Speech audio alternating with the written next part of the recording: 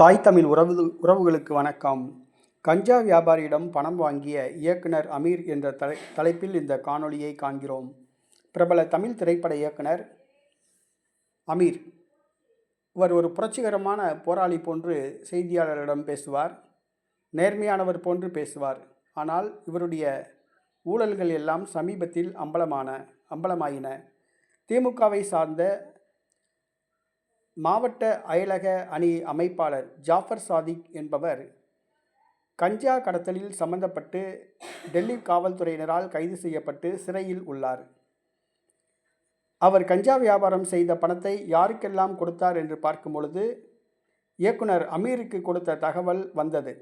ஆனால் இயக்குனர் அதனை மறுத்தார். இன்றைய தினம் நீதிமன்றத்தில் அமலாக்கத்துறை அறிக்கை சமர்ப்பித்துள்ளது. பிரபல கஞ்சா வியாபாரியான திமுகவிலிருந்து நீக்கப்பட்ட ஜாஃபர் சாதிக் அவர்களிடமிருந்து இயக்குனர் அமீர் அவர்களுடைய வங்கி கணக்குக்கு கஞ்சா வியாபாரி ஜாஃபர் சாதிக் அவர்கள் பணம் அனுப்பியதாக அறிக்கையை அமலாக்கத்துறை நீதிமன்றத்தில் சமர்ப்பித்துள்ளது. இதன் மூலமாக இயக்குனர் அமீர் அவர்கள் பிரபல கஞ்சா வியாபாரியான ஜாஃபர் சாதிக்கிடம் பணம் வாங்கியது அம்பலமாகியுள்ளது.